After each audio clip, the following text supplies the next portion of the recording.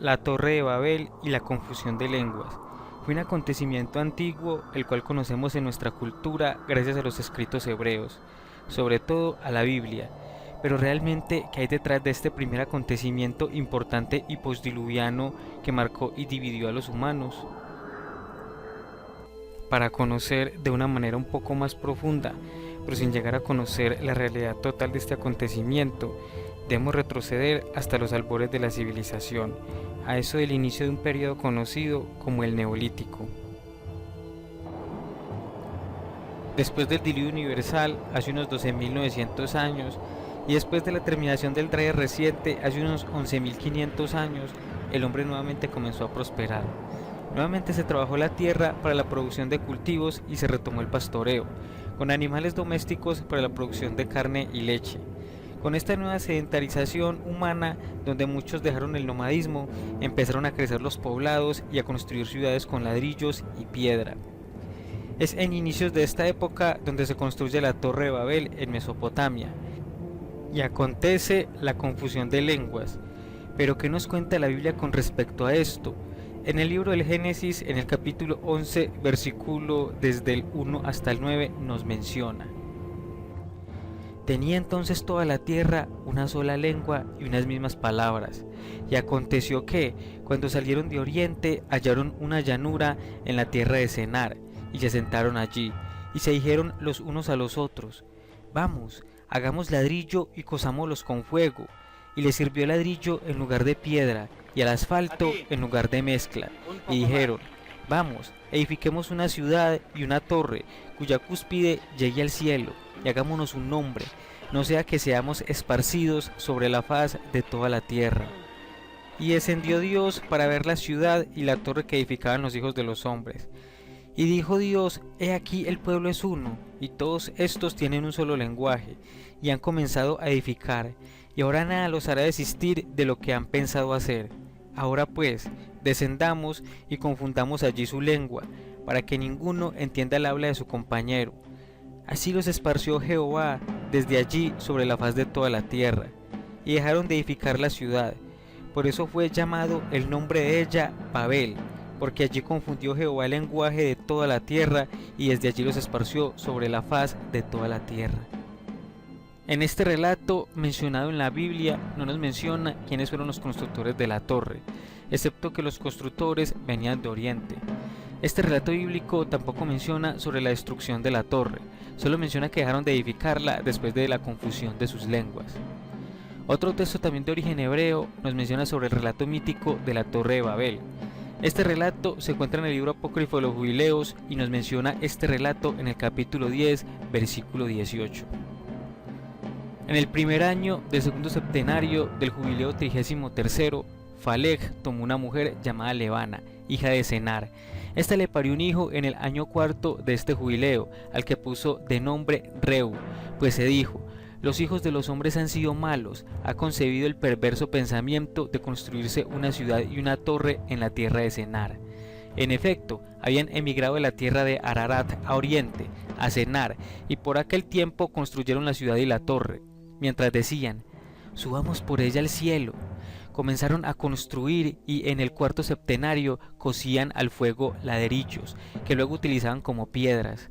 El cemento con que las unían era asfalto, que brotaba del mar y de unos pozos de agua en la tierra de Senar. Los constructores tardaron unos 43 años. La altura fue de 5.433 codos y 2 palmos, la anchura unos 203 ladrillos cada uno, de una altura de 1/3 de sí propio, la extensión de un muro 3 estadios, y la del otro 30. Y nos dijo el Señor nuestro Dios: He aquí que son un solo pueblo y han comenzado a trabajar a una, y ya no cesarán.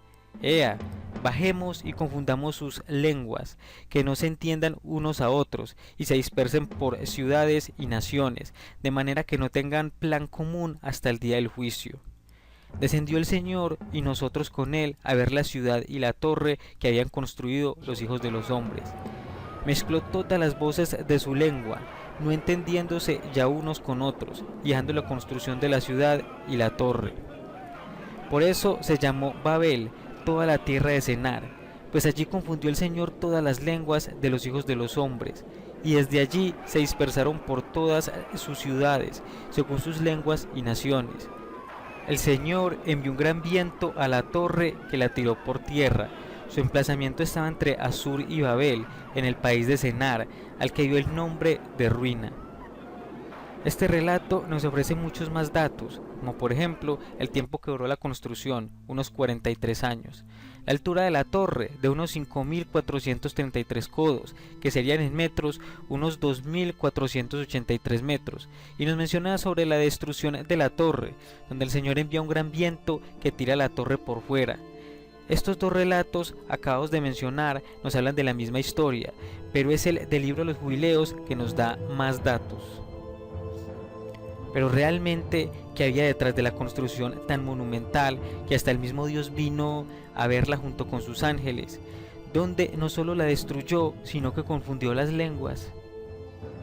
La Biblia nos menciona cómo los hombres, al no querer ser esparcidos por la tierra, decidieron en tierra de Senar, nombre que le daban los hebreos a las tierras de Sumeria en Mesopotamia, edificar una ciudad y una torre para hacerse un nombre. El libro de los Jubileos nos menciona cómo la intención de los humanos era subir por ella al cielo. En otras fuentes como el Midrash se mencionan varios motivos que tenían las personas de la construcción de la torre. Estos motivos son como el de construir una alta torre para protegerse de un próximo diluvio, el de subir al cielo para hacerle la guerra a Dios, el de usar la alta torre como lugar de reunión para adorar ídolos.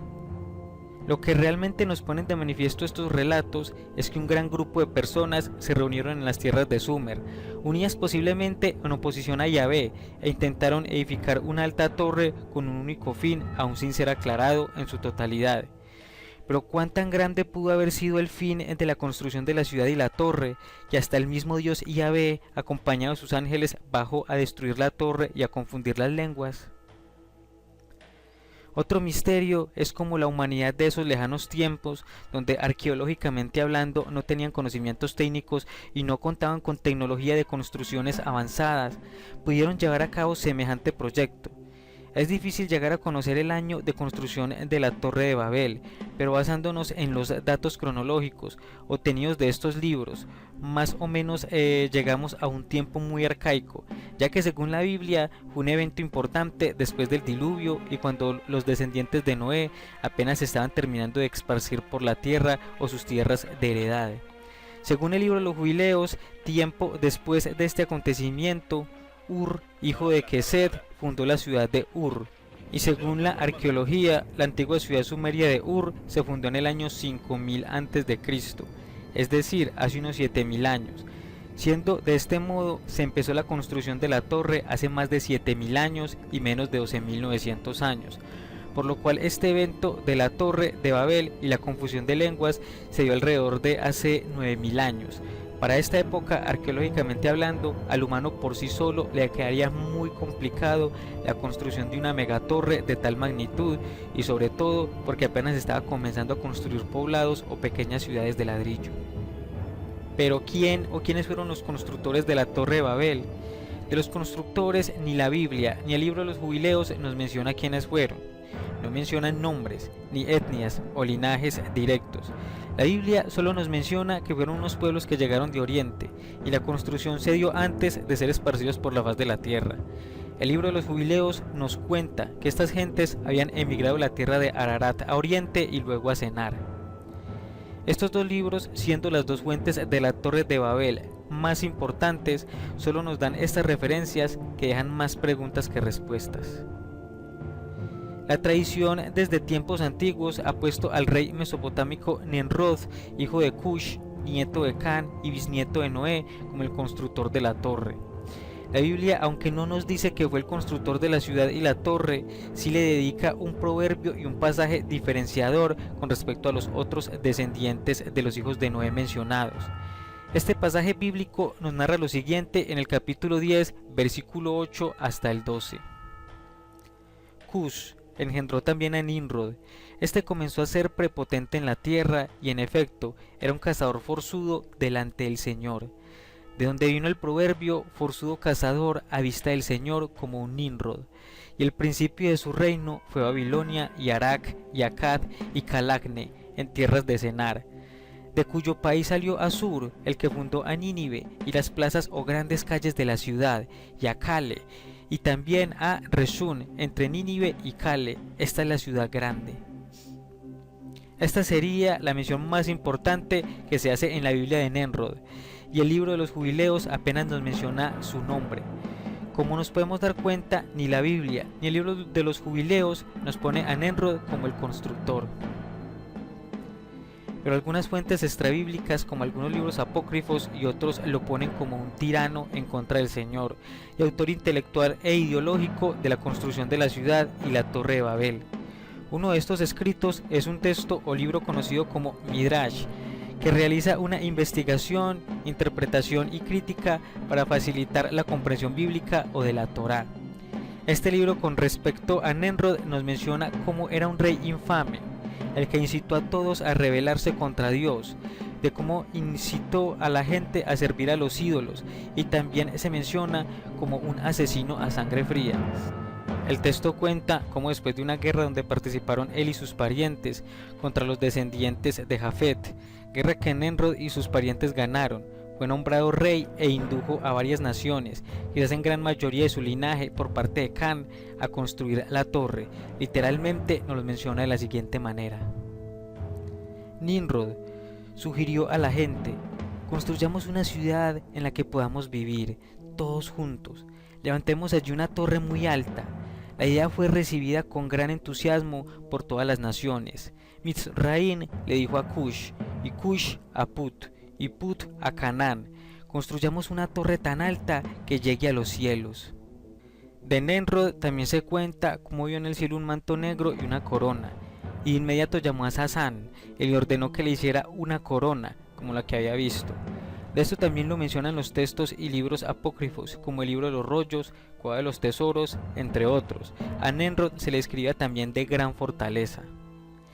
Realmente Nimrod fue un personaje enigmático y muy importante hacia los albores de la civilización, siendo posiblemente no un humano normal, sino un semidios, según la descripción e importancia que se le da.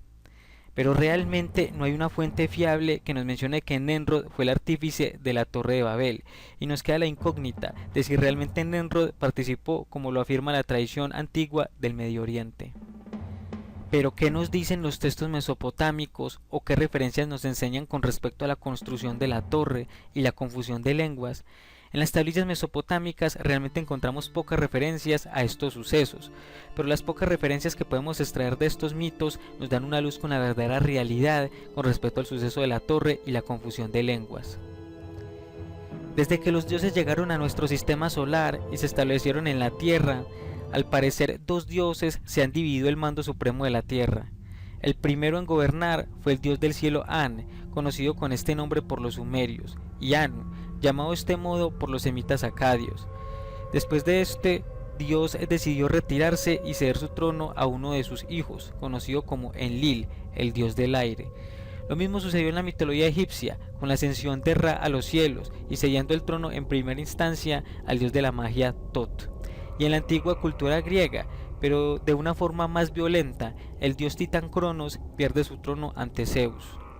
De esta misma manera se pueden ver en varias mitologías sobre un dios padre cediendo el poder a uno o varios de sus hijos. El dios An cedió el trono a su hijo Enlil, al cual conocemos en nuestra cultura como Yahvé o Jehová. Enlil pasó a ser el rey de la tierra y rey de todos los demás dioses, el gobernante poseedor de los poderes y de gran parte de las tablillas de los destinos. Enlil, al cual en la mitología griega se conoce como Zeus, tenía o tiene el poder de toda la tierra. Pero este poder y mando se ha visto amenazado por otros dioses que han querido usurpar su trono.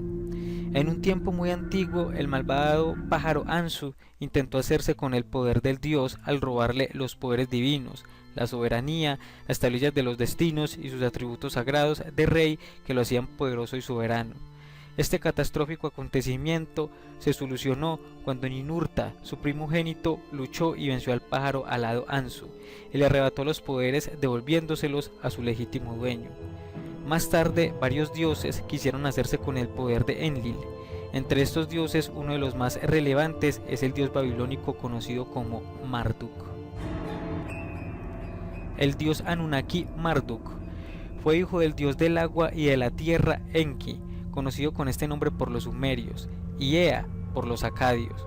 El dios Marduk tuvo su preponderancia o ascensión históricamente hablando hacia el 1894, cuando la ciudad de Babilonia empezó a resurgir como la ciudad más importante y sobre todo cuando se convirtió en el imperio babilónico alrededor del 1792, con el ascenso del sexto gobernante de la primera dinastía de Babilonia al poder, conocido como Hammurabi. Para esta época, Babilonia conquista Mesopotamia y pone a su dios principal Marduk como el dios regente universal, relegando a Enlil, al cual llamaban ya el viejo dios. Pero Enlil no entregó su reino y mandato a Marduk, más bien hubo conflictos entre estos dos dioses, ya que hacia el año 2000 a.C. al parecer gana Marduk en Mesopotamia la supremacía. Pero antes de este triunfo de Marduk hacia el segundo milenio, estos dos dioses ya venían en confrontaciones por la supremacía de la tierra, al menos desde poco después de haber terminado el diluvio y el periodo conocido científicamente como el Dryas reciente. El dios Marduk no se menciona en los mitos sumerios y acadios desde antes del segundo milenio antes de Cristo, pero esto no significa que este hijo de Ea no se haya hecho notar en tiempos muy anteriores. Los mitos babilónicos nos ponen de manifiesto un conflicto de Marduk con Enlil por el poder en la tierra, y son estos mismos mitos que ponen de manifiesto que fue Marduk el verdadero constructor de la Torre de Babel y de una posible primera ciudad de Babilonia. En el poema babilónico del Enuma Elish, que significa cuando allá en lo alto, también conocido este poema como la epopeya de la creación, se glorifica, se alaba la ascensión de Marduk al poder universal por encima de todos los dioses primigenios. Este poema nos cuenta cómo Marduk fue el escogido por los dioses para derrotar a la madre generadora de todos los dioses, conocida como Tiamat, que se había vuelto en contra de las divinidades más jóvenes. A cambio de enfrentar a Tiamat, Marduk pide los plenos poderes, el dominio y mando sobre todos los dioses, cosa que los dioses en la asamblea aceptan. Marduk batalla contra Tiamat y sus dioses monstruos divinos, ganando la batalla y adjudicándose el mando supremo del universo y los plenos poderes, la supremacía sobre todas las demás divinidades, colocando su trono por encima de todos los demás dioses. Después de esto, Marduk crea la tierra y todo lo que contiene con el cuerpo de Tiamat. Después crea al hombre con la ayuda de su padre Enki. Este poema nos pone en manifiesto la supremacía y ascensión de Marduk al poder de la tierra, colocando su trono por encima del dios Enlil, dios que siempre había sido el rey y gobernante de la tierra. El poema nos menciona esta ascensión de Marduk de la siguiente manera: ellos le construyeron el estrado real, sobre el cual frente a sus padres él se instala como monarca. Tú, solo tú, le decían ellos, predominas entre los grandes dioses. Tu destino es inigualable, tu mando soberano. Desde este momento tus órdenes serán irrevocables. Oh Marduk, solo a ti, vengador nuestro, te hemos concedido la realeza sobre todo el universo. En otro pasaje nos menciona: entonces todos los Shishishi reunidos se postraron ante él, y todos los Anunnakis que había allí le besaron los pies. Su asamblea unánimemente puso su rostro en tierra. Después, tras haberse levantado, se inclinaron ante él, diciendo: aquí está el rey, una vez que los dioses sus padres se hubieron saciado de su esplendor. Estos pasajes y muchos otros más dentro del poema nos menciona cómo los dioses otorgaron a Marduk la supremacía por encima del trono de Enlil. Pero en realidad este poema fue una construcción de Marduk para su propia glorificación y demostrar de este modo su supremacía ante los demás dioses, ya que Enlil no estaba dispuesto a ceder su trono y por ende realmente guerreó con Marduk, ya que muchas otras tablillas babilónicas nos ponen de manifiesto cómo Marduk odiaba a Enlil, y en algunas nos menciona cómo Marduk le dio muerte a Anu y a Enlil, lo que verdaderamente pone de manifiesto un conflicto grave entre estos. Esta glorificación de la ascensión de Marduk se ve reflejada hacia el año 2000 a.C., con la invasión de los amorreos a Sumeria y el surgimiento de Babilonia como ciudad capital de Mesopotamia. Pero en un pasaje del mito se nos cuenta un episodio mucho más antiguo, un episodio que se podría remontar al año 7000 a.C., a los albores de la civilización. En este pasaje, donde se menciona la construcción de la ciudad de Babilonia, así como el templo de Marduk, conocido como el Esagil, y una torre. En este pasaje nos menciona realmente quiénes fueron los constructores de la primera ciudad y la torre. Este pasaje de la tablilla nos menciona literalmente lo siguiente: una vez que hubo la totalidad de los poderes que había delegado y que hubo repartido sus atribuciones a los Anunnaki celestes y terrestres, estos mismos Anunnaki, habiendo abierto la boca, se dirigen en persona a Marduk, su señor. Hasta este momento, Señor nuestro, tú has decidido nuestra liberación. ¿Qué favor a cambio te podemos ofrecer nosotros? Pues bien, construyamos el santuario, cuyo nombre tú has pronunciado. Tus moradas serán nuestra escala, allí nosotros descansaremos, pongamos las bases de este santuario en el que se instalará nuestro diván.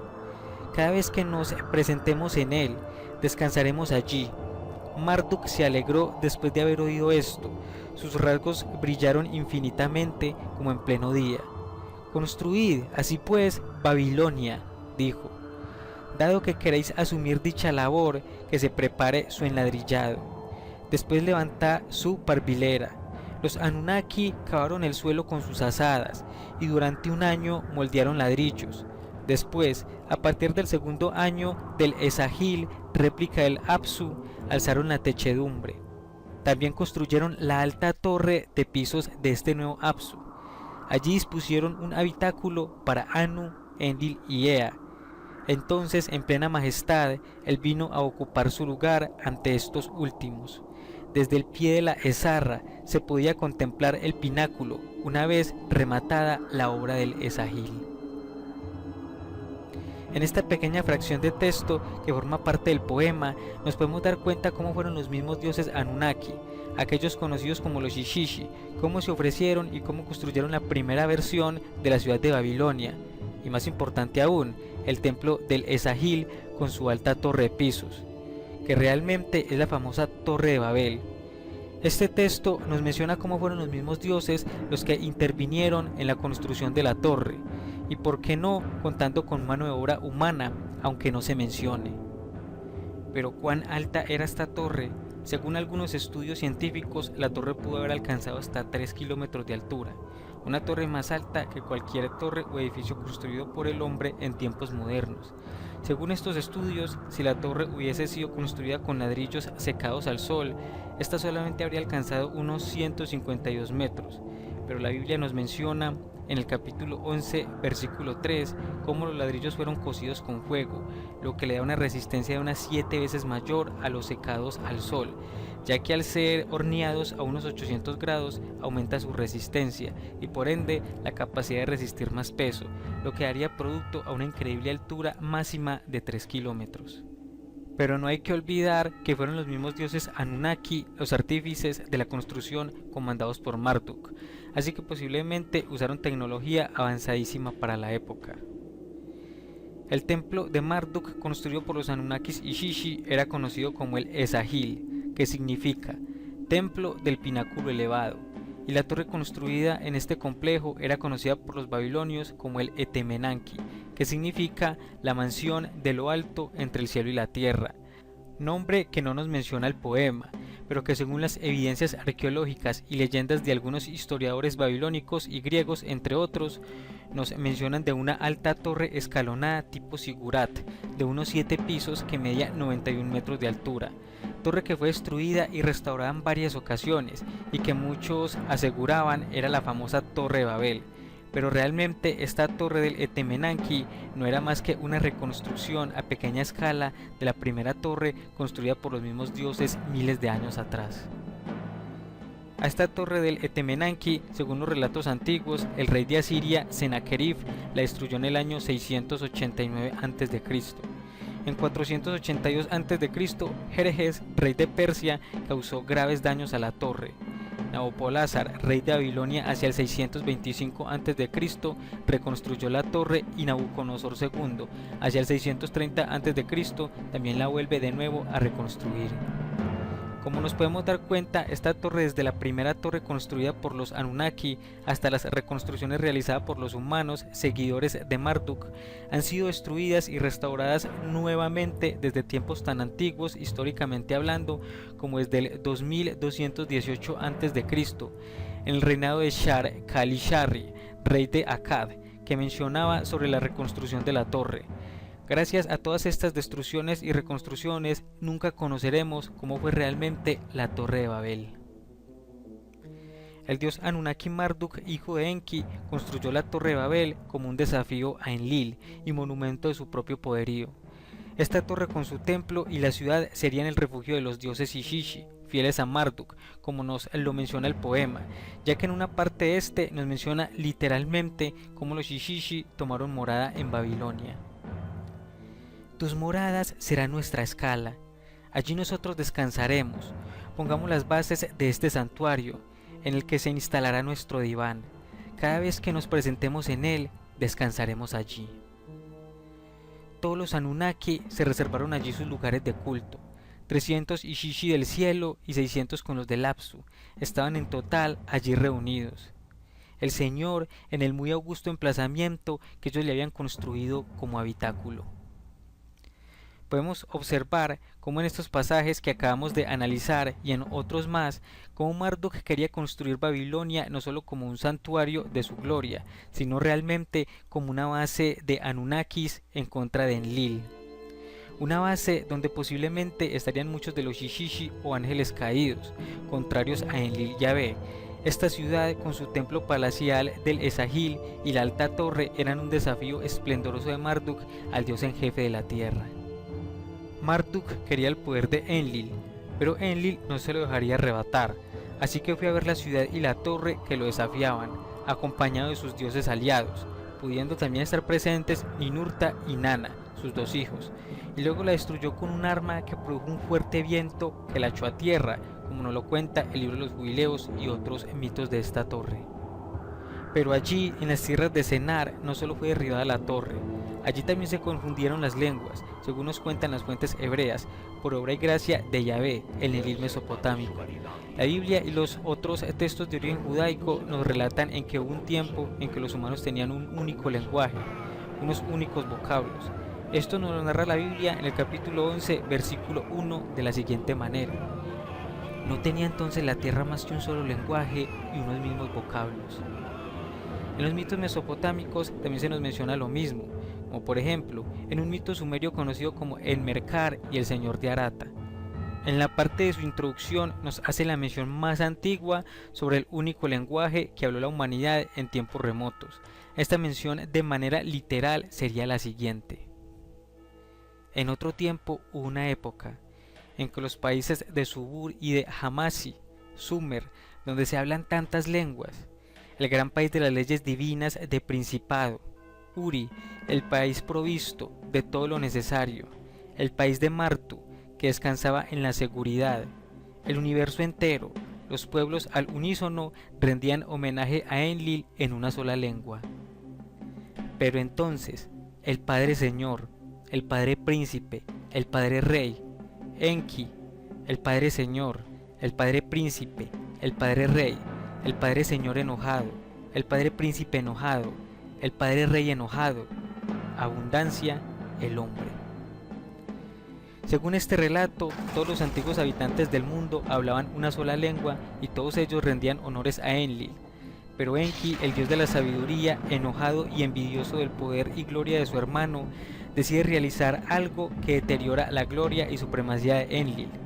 Ese algo para este momento es imposible saberlo, ya que en esta parte de la tablilla se pierden las siguientes líneas de texto por el estado tan fragmentario de la misma, y por ende no se conoce el relato de lo que hace Enki para acabar con una época dorada y con la supremacía de Enlil. Pero este acto desconocido para nosotros lo llamaban los sumerios como el maleficio de Enki.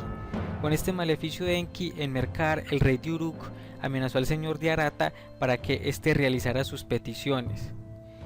El texto no nos enseña de manera explícita cuál era el famoso maleficio de Enki, pero nos da pie a suponer que fue la confusión de lenguas.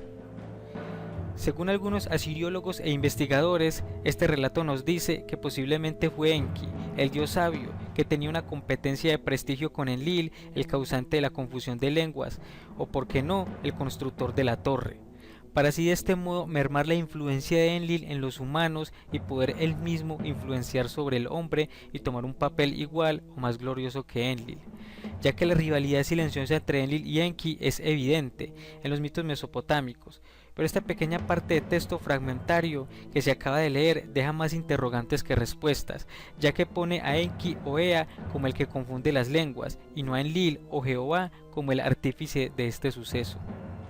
Lastimosamente, hasta este momento, del cual yo tenga conocimiento, no se conoce una tablilla mesopotámica que termine de redactarnos el final del mito sumerio que se acaba de leer o alguna otra versión del mismo, que nos pudiera arrojar más datos sobre la maldición de Enki, para así de este modo relacionar más seguramente a Enki con la confusión de lenguas. Mientras tanto, Enlil seguirá siendo el artífice principal de este suceso, como nos lo señalan la gran mayoría de escritos de origen hebraico, donde recibe el nombre o epíteto de Yahvé, entre otros nombres. Marduk quería la supremacía en la tierra. Por tal motivo decidió construirse una ciudad y una torre. También influenció en cientos de miles de personas para que lo adorasen. Estas personas compartían y trabajaban junto con los dioses, adeptos a Marduk, posiblemente en la construcción de la ciudad y la torre. Viendo Dios tal escenario de adversarios angélicos y humanos, decidió destruir la base de Marduk y confundir las lenguas de los humanos, quizás con el fin de que al hombre le quedara más duro unirse y también para que a Marduk y a cualquier otro que quisiera su trono le quedara mucho más difícil juntar cientos de miles de adeptos para volverlos contrarios a su persona. Esta puede ser una razón que provocó que sucediera tal acontecimiento, pero realmente el trasfondo de todo esto sigue siendo un misterio, dado la ausencia de datos en los diferentes mitos que nos ayuden a esclarecer de una mejor manera el misterio que se esconde detrás de la Torre de Babel y la confusión de lenguas. Pero este mito no solo no lo encontramos en los escritos judaicos y mesopotámicos, también otras culturas alrededor del mundo nos mencionan sobre este acontecimiento, como por ejemplo un mito polinesio contado por los habitantes de la isla de Ao nos cuenta cómo después de una gran inundación los hombres hicieron un esfuerzo por erigir un edificio por medio del cual pudieran alcanzar el cielo y ver al dios creador Atea. Pero el dios, en un momento de ira, persiguió a los constructores de la ciudad, destruyó un edificio y cambió el lenguaje del pueblo, por lo que todos hablaban diferentes idiomas. En un mito azteca o mexica de Mesoamérica nos cuenta cómo un hombre llamado Coxcox, junto con su mujer Xochiquetzal, se salvó del diluvio universal en una barca o en el tronco de un ahuechuete. Los hombres engendrados por Coxcox y Xochiquetzal después del diluvio eran mudos, y una paloma desde lo alto de un árbol les distribuyó lenguas, representadas bajo la forma de unas comillas. Estas lenguas formaban diferentes idiomas y de igual forma no se podían entender. Los ticuna del Alto Amazonas dicen que todos los pueblos fueron una vez una sola y gran tribu, hablando todos el mismo idioma, hasta que en una ocasión ellos se comieron 2 huevos de colibrí. No se explica por qué, y de que posteriormente la tribu se dividió en muchos grupos y se dispersó por todas partes, porque nadie entendía lo que decían. La antigua cultura tolteca, ubicada anteriormente en Mesoamérica, nos cuenta cómo un gran diluvio destruyó el primer mundo 1716 años después que fue creado. Solamente pocas personas escaparon de esta inundación mundial en un arca cerrado. Después de que estas personas salieron del arca cerrada, vagaron alrededor de la tierra y encontraron un lugar donde construyeron un zacuali o una torre alta, en caso de que otro diluvio viniera sobre la tierra. Durante el tiempo del Zacuali se confundieron las lenguas de los toltecas, el trabajo de la alta torre se detuvo y ellos emigraron a diferentes partes de la tierra. En la mitología griega se cuenta como durante o antes del reinado de Foronio, rey de Peloponeso, Hermes, el dios mensajero hijo de Zeus, enseñó a los hombres las diferentes lenguas, pues hasta entonces habían hablado un idioma común. Pero por esto Iris, la discordia, se asentó entre los mortales, dividiéndolos en distintas naciones. Como podemos observar, este mito de la Torre de Babel aparece representado en muchas de las antiguas culturas, como los ya mencionados, y otros como la de los mayas e hindúes que faltaron por mencionar, que también nos cuentan historias acerca del origen de las lenguas y demás. El mito de la Torre de Babel no es más que otra de esas leyendas verdaderas que nos demuestran el conflicto que vivían los dioses. Dioses que antes se dejaban ver y compartían con el hombre, y que nos dejan esta leyenda que hasta el día de hoy todavía sigue siendo un verdadero misterio.